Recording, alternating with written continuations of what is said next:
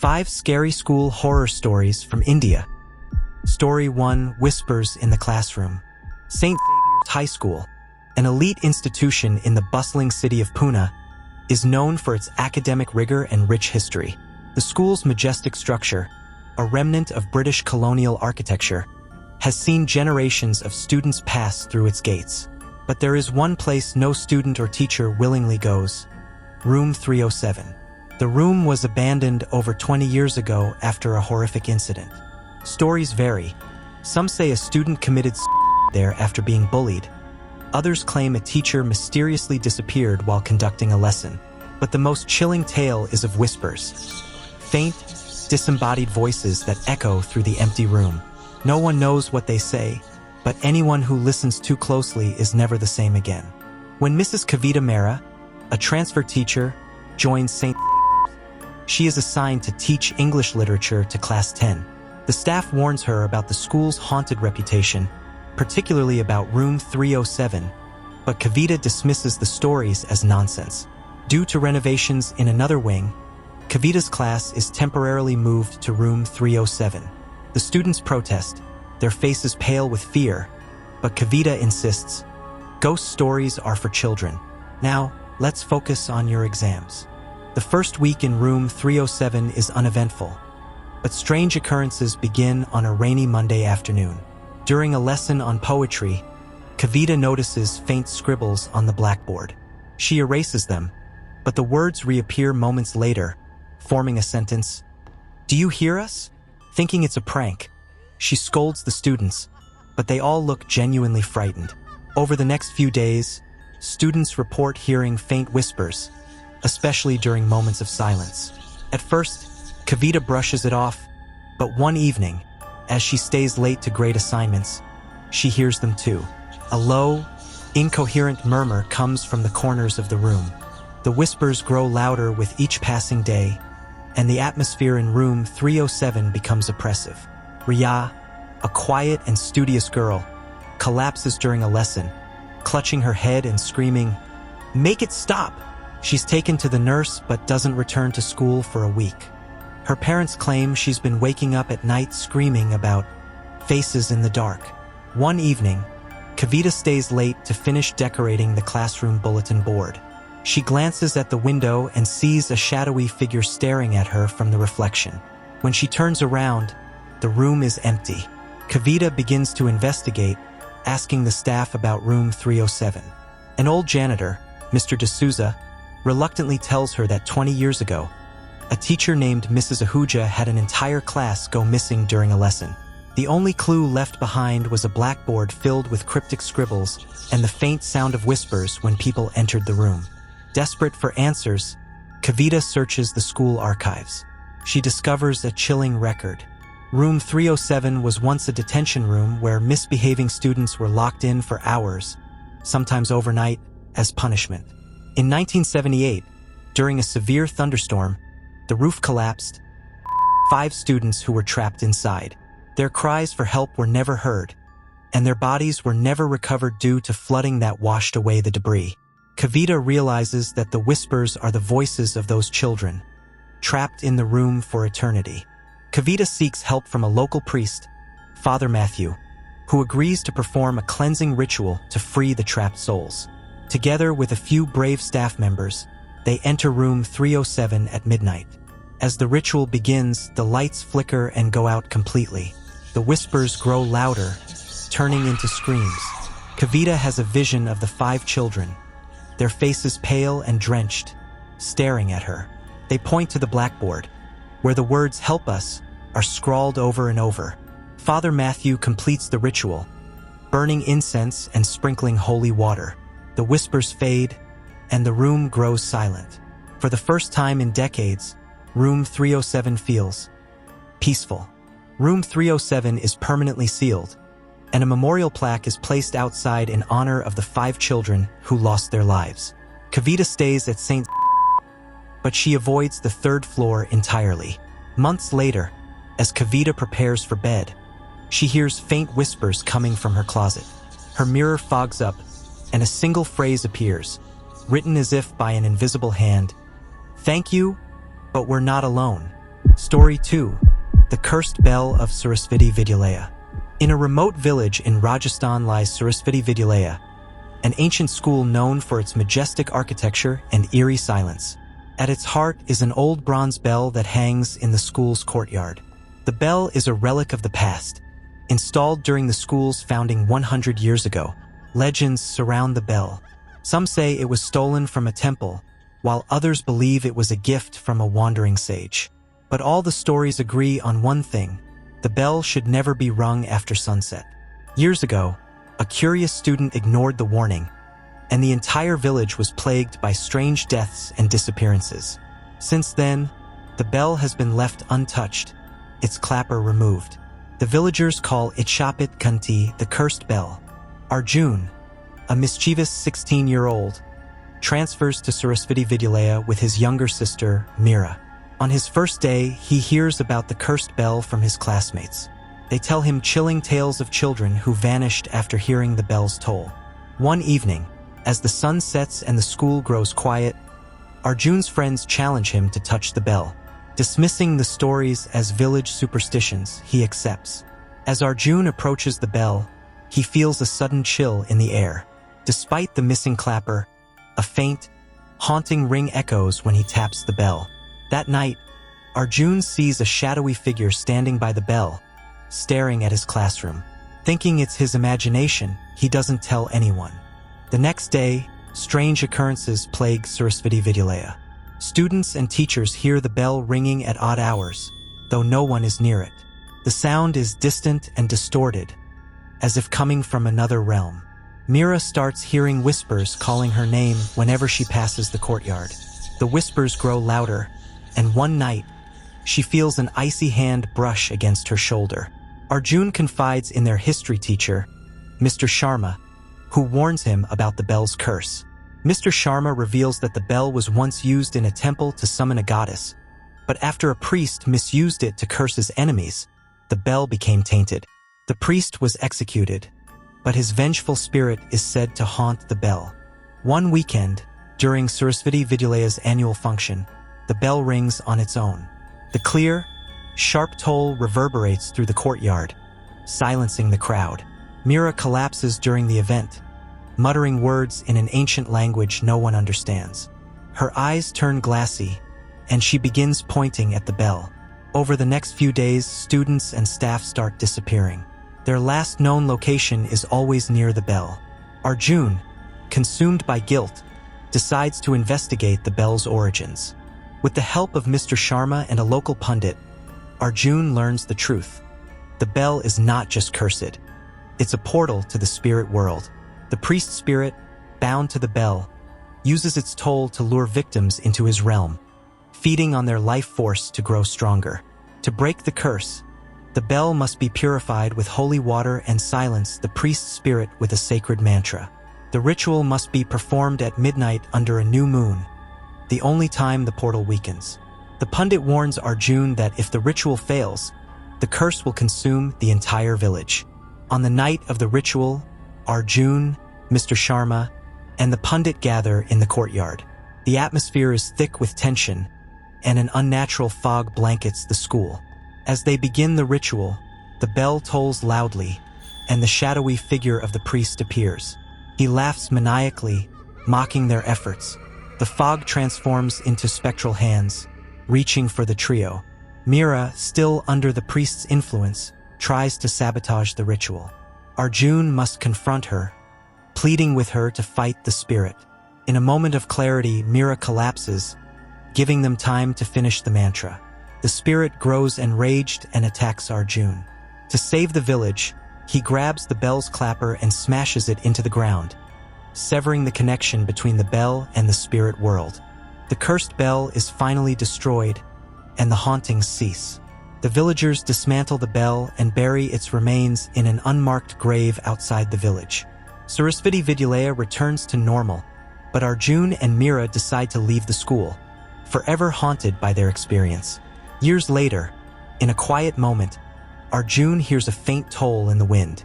He turns to see an empty courtyard, but the sound lingers, a chilling reminder that some curses never truly die. Story 3. The Chalk Circle. In the bustling town of Shimla, nestled among the misty hills, lies Mount Edgewood School, a prestigious boarding school with a history stretching back over a century. The school is famed for its academic achievements but harbors a sinister secret that only a few dare to speak about: the legend of the Chalk Circle. It is said that long ago, a group of students, attempting to summon spirits as part of a dare, drew a circle on the floor of their classroom using white chalk. They disappeared that night, leaving behind only faint handprints smeared across the classroom walls. The staff erased the circle and locked the room, but whispers of eerie happenings spread throughout the school. The Chalk Circle became forbidden lore, a mystery that tempted students with both curiosity and dread. 15-year-old Alok and his friends, Kavya, Rishi, and Tanvi, are new to Mount Edgewood. During a late-night study session, a senior named Samar tells them about the Chalk Circle, adding gruesome details to the legend. If you draw the circle and step into it, you'll vanish forever. The spirits trapped within the circle pull you into their realm. The chalk always reforms itself after the circle is erased. The group laughs off Samar's story, but the idea stays with them. One rainy evening, during a power outage, Alok suggests they investigate the legend. Kavya is hesitant, but peer pressure convinces her to join. The group sneaks into the abandoned room 13, where the original circle was supposedly drawn. Dust and cobwebs coat the furniture, and the air feels heavy. On the teacher's desk, they find a small piece of white chalk, as if waiting for them. Against their better judgment, Rishi picks it up and begins drawing a large circle on the floor. As the circle is completed, strange symbols begin to form within it, glowing faintly. The group assumes it's a trick of the light, but Kavya notices the symbols resemble ancient Sanskrit. As Alok steps into the circle, a faint whisper echoes through the room, saying his name. The others dismiss it as the wind, but Kavya is unnerved. The group leaves room 13, but the events of that night seem to follow them. The next morning, Kavya finds the same piece of chalk on her desk, though she left it in room 13. Rishi sees a shadowy figure standing behind him in the bathroom mirror. When he turns, no one is there. Strange markings resembling the symbols in the circle begin appearing on the walls of their dormitory, written in the same white chalk. Alok begins to change. He becomes withdrawn, staring blankly at nothing and muttering phrases in a language no one understands. Desperate for answers, Kavya visits the school library and discovers an old diary belonging to a former teacher, Mrs. Desai. The diary recounts the original incident. The Chalk Circle is a summoning ritual for spirits, meant to trap them within its boundaries. The students who disappeared didn't complete the ritual correctly, leaving the circle open. The trapped spirits escaped, cursed to roam the school, searching for new victims. The only way to stop the hauntings is to erase the circle completely while reciting an incantation written in the diary. Kavya convinces the group to return to room 13 and complete the ritual. Alok, now barely lucid, is reluctant but agrees when the whispers grow louder, pleading for his help. As they enter the room, the circle is glowing brightly, and ghostly figures begin to emerge from its edges. The spirits are pale and twisted, their faces contorted in eternal screams. Kavya begins reciting the incantation from Mrs. Desai's diary. The spirits howl, their forms flickering as if they're being pulled away. The chalk moves on its own, trying to redraw the circle. Rishi grabs it, but the chalk burns his hand. Alok, realizing he is the target of the spirits, steps into the circle and screams, "Finish it!" before vanishing into thin air. The spirits vanish, and the room returns to silence. The chalk crumbles to dust, and the circle fades, leaving only faint scorch marks on the floor. The group is left traumatized, but the hauntings cease. The school authorities seal room 13 permanently, calling it a storage room. Kavya, Rishi, and Tanvi keep Alok's sacrifice a secret, though they are haunted by guilt. Years later, Kavya receives a package with no return address. Inside is a single piece of white chalk and a note: "The circle never ends." Story 4. The Banyan Tree at Village School. In the small town of Vrindavan, nestled in the foothills of Uttar Pradesh, stands Vidya Mandir, a centuries-old school known for its excellence in education. The sprawling campus is dotted with tall trees and manicured gardens, but there is one tree that the students and faculty avoid at all costs: the banyan tree at the center of the playground. Legend has it that the tree has existed long before the school was founded. It is said to be the dwelling place of restless spirits, the site of tragic events, and the heart of an ancient curse that no one dares speak of. The elders of Vrindavan, as well as the teachers at Vidya Mandir, whisper that the tree is not just old, it's alive. Aarti, a bright and enthusiastic 14-year-old, arrives at Vidya Mandir with her family. Hailing from Delhi, she's excited to start at such a prestigious school. However, her classmates warn her about the banyan tree. They tell her it's cursed and haunted, and that no one who's dared to approach it after dark has ever returned the same. One afternoon, during her first week, Aarti spots a group of boys huddled together near the tree, staring at it in fear. Curious, she approaches and asks what they're doing. A boy named Arvind, the oldest in the group, looks at her with wide, terrified eyes.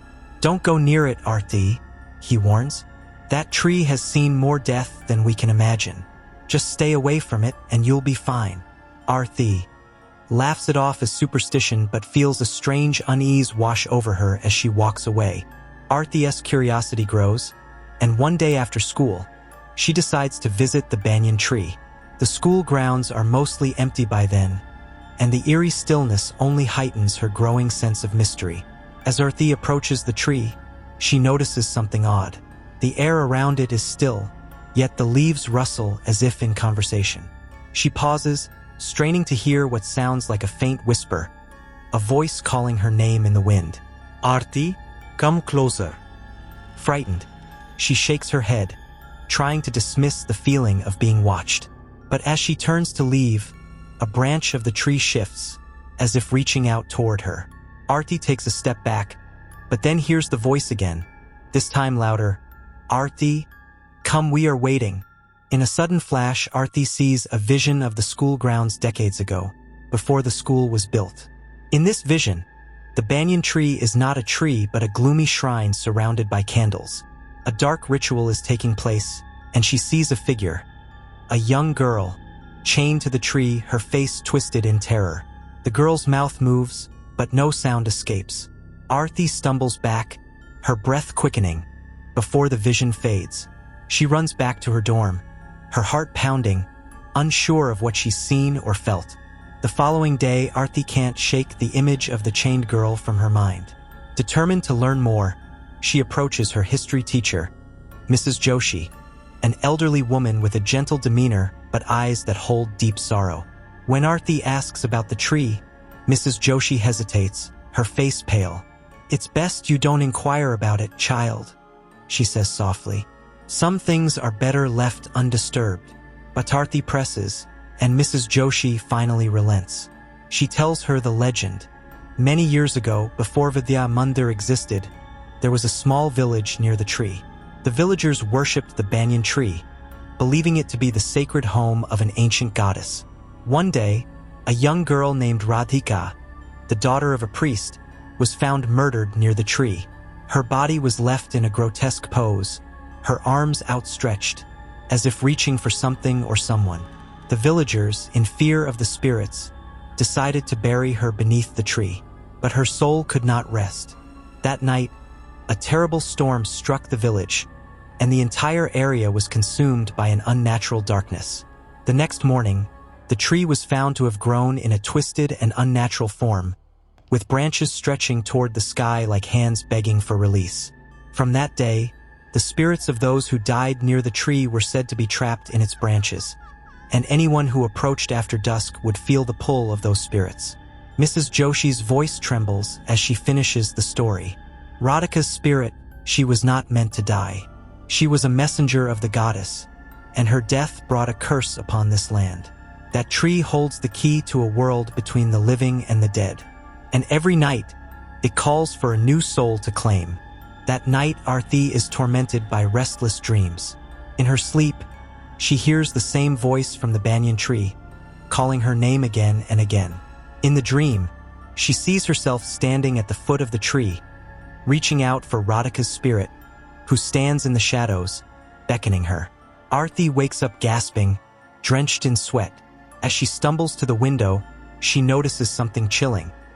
The silhouette of a figure standing by the tree in the moonlight. The figure's outline is faint, but it looks disturbingly familiar. Radhika's face stares back at her from the shadows. The next day, Aarti tries to distance herself from the tree, but she feels an unnatural pull toward it. During her class breaks, she finds herself inexplicably drawn to the playground, her eyes always seeking the dark outline of the banyan tree. One evening, while walking alone, she can no longer resist the urge. She makes her way to the tree, the whispers growing louder. She steps into the area near its roots, where the soil is damp and soft. The wind picks up, and the air becomes suffocatingly thick. The tree seems to hum with life, its branches creaking as if alive. As Aarti steps closer, she sees Radhika's ghostly figure once again. This time, Radhika's form is clearer, her face twisted in pain. She reaches out, her cold hand brushing Aarti's skin. "You are the chosen one to release me," Radhika whispers, her voice filled with sorrow. Aarti feels her body freeze as she stands trapped in the curse, her own mind starting to unravel. Aarti manages to break free from Radhika's grasp and rushes back to the school. But she knows she must end the curse once and for all. With the help of Mrs. Joshi, who finally admits her knowledge of an ancient ritual, Aarti prepares to confront the tree once again. Armed with sacred herbs and a prayer book, Aarti returns to the banyan tree under the cover of night. She chants the incantation while sprinkling the herbs around the tree's roots. The wind grows violent, and the ground trembles beneath her feet. Suddenly, the tree's roots begin to shift, and Radhika's form materializes one last time. "I have come to set you free, Radhika," Aarti cries out. The spirit of the girl smiles faintly, her figure slowly dissolving into light. The tree's branches shudder, and a final gust of wind blows through, signaling the release of the trapped souls. As dawn breaks, Aarti collapses in exhaustion. The banyan tree is still, its twisted form now appearing to have softened. The curse is broken. Years later, the banyan tree at Vidya Mandir stands as a serene monument, no longer a source of fear but a symbol of redemption. Aarti leaves the school, but she never forgets the spirit of Radhika, who found peace at last. The tree, once cursed, now stands as a guardian of the land, its whispers quieted forever. Story 5: The Library of Shadows. Nestled deep within the city of Kolkata, behind towering iron gates and under the looming shadows of old banyan trees, lies Shamali Vidyalaya, an esteemed but mysterious school with a rich history dating back to the British Raj. Among its many secrets is the Library of Shadows, an ancient archive rumored to contain books of forbidden knowledge, lost histories, and stories that defy the natural order. Students often hear hushed whispers of the library but are warned to stay away from it. The headmaster, a stern man named Mr. Bhattacharya, insists that the library is off-limits, and any attempt to explore it will result in expulsion. The teachers never speak of it, and those who have ventured near its gates have been known to disappear, only to return months later with blank stares, unable to remember where they had been. One evening, after a long day of exams, Arvind, a curious and adventurous 17-year-old, overhears a conversation between two students discussing the Library of Shadows. Intrigued, Arvind decides to investigate. Little does he know that his decision will lead him into a world that blurs the line between the living and the dead. Arvind has always been fascinated by the unknown. His love for literature and history had led him to visit every corner of Shamali Vidyalaya, but there was one area he had never dared approach: the North Wing, where the Forbidden Library is said to lie. One rainy evening, Arvind sneaks into the school after hours, following an old, dusty map he found hidden in the back of the school's main library. The map was part of an ancient manuscript he'd stumbled upon while researching the school's history. As Arvind walks through the deserted hallways of the North Wing, a strange chill fills the air. The walls seem to close in, and the distant sound of dripping water echoes through the darkness.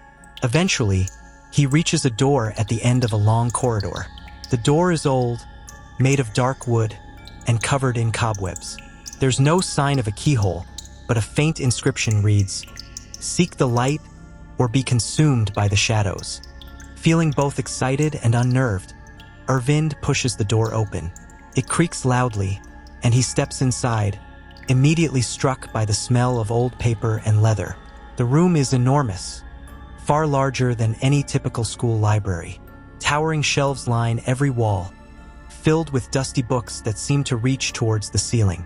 At the far end of the room, he sees a single flickering candle on a pedestal, casting long shadows across the floor. As Arvind moves deeper into the library, he notices the peculiar nature of the books. Some are bound in materials that don't look like paper, some in human skin, others in faded velvet. The titles on the spines are written in languages he cannot recognize, and the air feels heavy with the weight of centuries of forgotten knowledge. The further Arvind ventures into the room, the more unsettling the atmosphere becomes. At one point, he picks up a book titled The Chronicles of Lost Souls, which seems to vibrate slightly in his hands. As he opens it, the pages seem to shift and move by themselves, revealing a series of haunting images. Faces of long-dead scholars, their eyes wide with terror. Suddenly, Arvind hears a soft whisper, barely audible at first, but growing louder with every passing second. "Leave before you become one of us." Frightened, Arvind slams the book shut, but the whispering voice only grows louder, now coming from all directions. The candle's flame flickers erratically, and the shadows seem to stretch across the walls, taking on shapes of their own. Arvind feels the presence of something ancient and malevolent closing in on him. As he tries to leave, his attention is drawn to a full-length mirror in the far corner of the library. At first, it seems like a normal mirror, but as Arvind approaches it, he realizes something is wrong. His reflection doesn't move when he does, and in the glass, he sees the image of an old man, his face gaunt and pale, grinning back at him. The old man's eyes are empty, like black voids. In terror, Arvind turns away from the mirror, but when he looks back, the old man is now standing right behind him, his breath cold against Arvind's neck. Suddenly, the library seems to change. The walls begin to close in, and the shelves shift, as though the books themselves are alive. Arvind feels as though he is trapped in a maze of endless shelves and towering volumes. The books begin to hum, and the air turns thick with a sense of impending doom. Arvind stumbles backward, falling into a dark corner. As he regains his footing, he sees them, the spirits of the Library of Shadows, the very souls of those who dared to read the books and never returned. They are bound to the library, cursed to wander the aisles forever, their faces twisted in anguish. One spirit, a young woman in tattered robes, reaches out to Arvind, her mouth moving as though speaking, but no sound comes out. Her eyes are filled with sorrow. Slowly, the spirits start to gather around him, their eyes fixed on him, whispering in unison, "Read, or be one of us forever." In the midst of his terror, Arvind remembers something he had read in the old manuscript. The library is said to be a portal to the underworld, and the spirits trapped within are part of a dark ritual. To escape, one must either read the final page of the book that binds them or offer a soul to the library to break the curse. As the spirits close in on him, Arvind rushes to the farthest shelf and pulls out a large, black-bound book titled The Final Awakening. The book is strangely warm to the touch, and as soon as he opens it, a blinding light bursts forth from its pages, momentarily blinding him. When the light fades, Arvind is no longer in the library. Instead, he stands in a dark void, surrounded by the shadows of countless souls. Before him, a figure emerges, the old man from the mirror, his face now calm and grave. "You've chosen. Now you will serve the Library of Shadows." The figure's voice is deep and resonant, echoing in Arvind's mind. "There is no escape, child. The library chooses its guardians. You are one of us now." Just as Arvind feels his soul being pulled into the void, the door of the library slams open, and a bright light floods the room. It's the school's headmaster, Mr. Bhattacharya, holding a lantern, his face stern but filled with concern. "I warned you, Arvind. I warned you not to enter." Mr. Bhattacharya steps forward, chanting an incantation that causes the spirits to recoil. Slowly, the book in Ervind's hands begins to disintegrate, and the shadows around him retreat. Ervind, barely conscious, feels the weight of the spirits lifting from his shoulders. He stumbles forward, collapsing in Mr. Bhattacharya's arms. The headmaster explains that he, too, had once been a student at the school. He was one of the few who escaped the library's curse, and it was he who had been tasked with guarding it, ensuring that no student would ever fall victim to its power. He had sensed Ervind's presence and rushed to save him before it was too late. Ervind wakes up in his dorm, confused but alive. The Library of Shadows is sealed once more, and the students are told it has been condemned. Yet, Ervind knows the truth: the library will never truly be gone. The book he had read remains with him, its power dormant but not destroyed. He feels the weight of the knowledge it holds, and he realizes that he is now bound to the library in ways he cannot escape. From that day forward, he becomes the silent guardian, knowing that one day, the library will call again. And when it does, someone else will be chosen. Thank you for joining us on this spine-chilling journey through 5 terrifying tales, each one more unsettling than the last. From the whispers of haunted classrooms to the cursed bell of Sarasvati Vidyalaya, the eerie chalk circle, the malevolent banyan tree at Vidya Mandir, and the shadowy depths of the Library of Shadows, we've explored the darkest corners of India's most haunted schools. Each of these stories serves as a reminder that sometimes, the places we trust the most, like our schools, can harbor mysteries and forces far beyond our understanding. These are places where spirits linger, ancient curses fester, and the line between the living and the dead grows dangerously thin. But remember, these are not just stories. They are warnings. Warnings to be cautious of the unexplained, to respect the legends, and to never underestimate the power of things that cannot be seen but only felt. The next time you walk through the halls of your school, or find yourself near an old banyan tree or forgotten library, think back to these tales. And maybe, just maybe, you'll hear a whisper calling your name from the darkness. Until then, stay safe, stay curious, and always be wary of the shadows. This is Shadow's Lair, where the stories never end and the shadows never sleep. Like, subscribe, and share if you dare to uncover more of the dark secrets lurking in the forgotten corners of the world.